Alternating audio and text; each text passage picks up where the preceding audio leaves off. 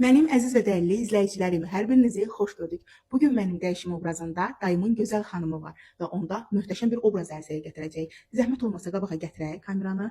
Baxın, saçlar necə yıpranıb. Baxın, saçları yetərincə çox boya qoymaqdan zədələnib.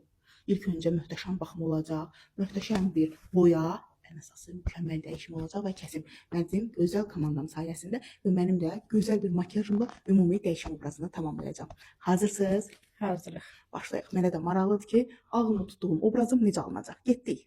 Ahu gözünü gördüm, ahular arasında durmuşum eleysima, mehruler arasında. Ahu gözünü gördüm, ahular arasında durmuşum eleysima, mehruler arasında. Ey badı seba açma, key soyur peri zülfün.